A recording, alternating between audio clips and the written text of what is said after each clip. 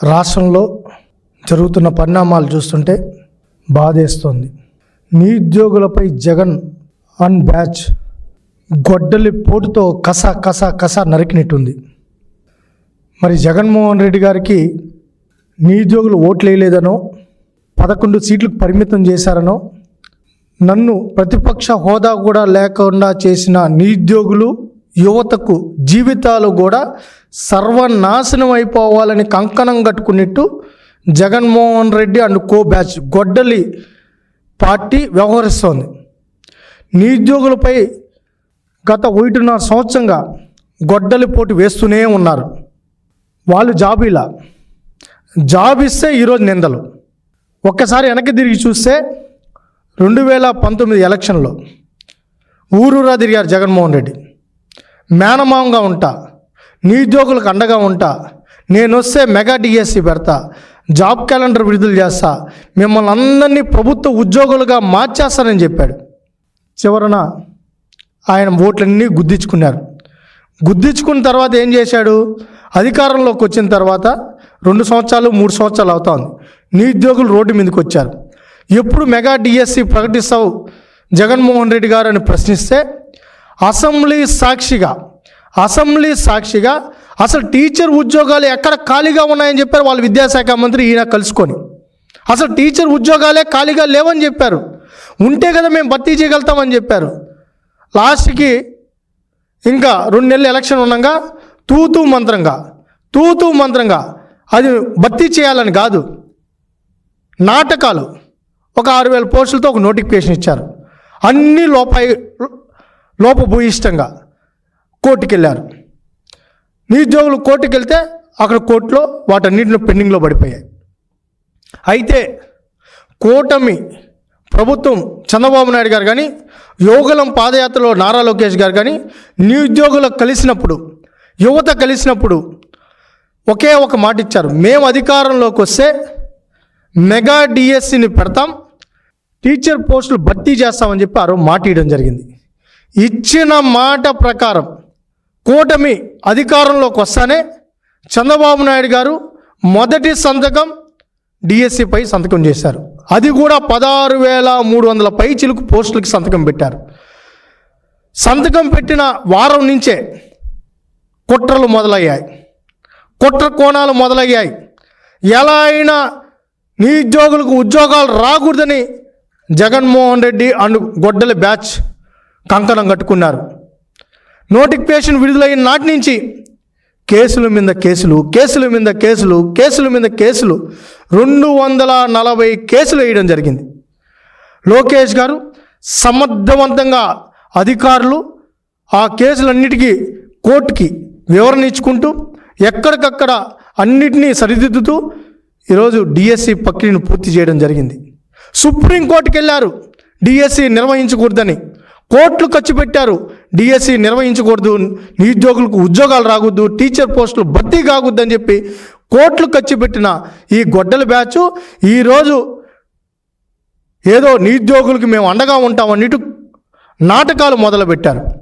మేము అడుగుతున్నాం సూటిగా, ఎందుకు కోర్టుకి వెళ్ళావు జగన్మోహన్ రెడ్డి అని బ్యాచ్ మేము సూటిగా అడుగుతున్నాం. డిఎస్సి నిర్వహించకూడదని నీ టీం ఎందుకు కోర్టుకి వెళ్ళింది? ఎందుకు కేసులు పెట్టింది? ఎందుకు కోర్టు ఖర్చు పెట్టి డిఎస్సిని ఆపాలని చూశారు? నిరుద్యోగులారా గమనించండి, నిరుద్యోగులారా గ్రహించండి. డిఎస్సి ఇవ్వకూడదని కోర్టుకి వెళ్ళిన వీళ్ళు ఈరోజు డిఎస్సి గురించి మాట్లాడుతున్నారు. డిఎస్సి గురించి వీళ్ళు మాట్లాడే అర్హత ఉందా అని అడుగుతున్నాం. మేము అడుగుతున్నాం సూటిగా. సుప్రీంకోర్టుకి ఎందుకు వెళ్ళావు? కోట్లు ఖర్చు పెట్టావు, స్పెషల్ ఫ్లైట్లో పంపించావు. రేపు నియామక పత్రాలు ఇస్తారంటే కూడా రాత్రి కూడా కోర్టులోనే వాదనలు వినిపించే పరిస్థితి ఈ రాష్ట్రంలో నెలకొనేలాగా చేశావు.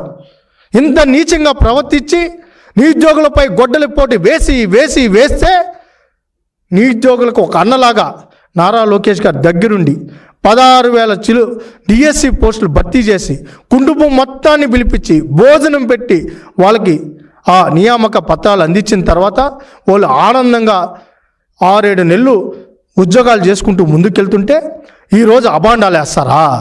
ఈరోజు వాళ్ళ మీద ఆరోపణలు చేస్తారా? ఎవరికి ఇచ్చారు వాళ్ళు? ఎక్కడొచ్చింది వాళ్ళకి? ఎక్కడ మేము సూటిగా అడుగుతున్నాం, ఎవరికి డబ్బు ఇచ్చారని అడుగుతున్నాం. ఎక్కడ తప్పులు జరిగాయని మేము అడుగుతున్నాం. వాళ్ళెవరు? డిఎస్సిలో స్పోర్ట్స్ కోటాలో అవినీతి జరిగిందంటారా? స్పోర్ట్స్ సర్టిఫికెట్లు శాప్ ఇస్తుందా అని మేము అడుగుతున్నాం. శాప్ సర్టిఫికెట్లు ఇవ్వదు, శాప్ సర్టిఫికెట్లు ప్రొడ్యూస్ చేయదు, క్రియేట్ చేయదు.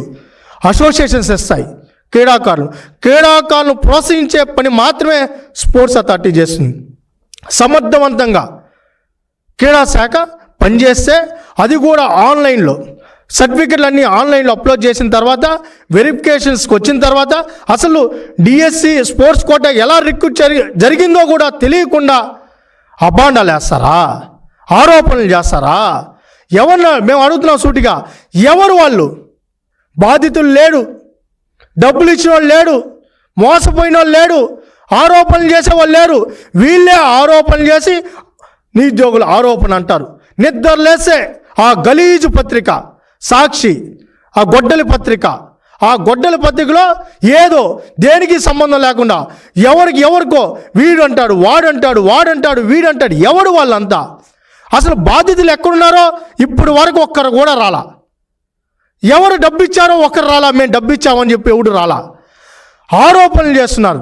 ఇది అధికారుల సమక్షంలో జరిగింది. రాజకీయ నాయకులు ప్రమేయం ఉండదు. డిఎస్సిలో ఈరోజు ఐఏఎస్ ఆఫీసుల్లో స్టేట్ లెవెల్ కమిటీ ఉంటుంది. అది కూడా తెలియకుండా, ఇంగిత జ్ఞానం లేకుండా అధికారులు దాన్ని చూసుకుంటారు.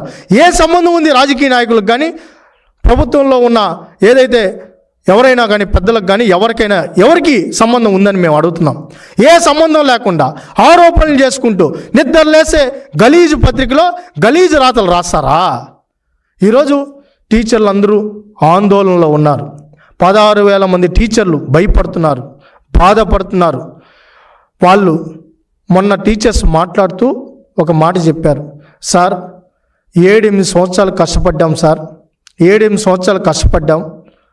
ఒక పూట తిని కోచింగ్ సెంటర్లో మగ్గి చదివి మేము ఈరోజు డిఎస్సిలో లోకేష్ గారి పుణ్యమాని, కూటమి పుణ్యమాని మేము ఉద్యోగాలు సాధిస్తే కష్టపడి ఈరోజు మేము డబ్బిచ్చి ఉద్యోగాలు వచ్చాయి అనే ఈ రాతలు రాస్తున్నారే.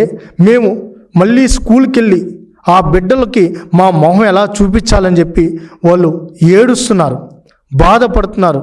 ఈరోజు సమాజంలో టీచర్ల పాత్ర ఏంటనేది మనకు తెలుసు. ప్రధానమంత్రి అయినా, రాష్ట్రపతి అయినా, ముఖ్యమంత్రి అయినా, ఎవరైనా మనం టీచర్లు స్టూడెంట్గా మన జీవితం కొనసాగుతుంది. ఎవరైనా కూడా మొదటి గురువు టీచర్, అమ్మ తర్వాత, తండ్రి తర్వాత టీచర్.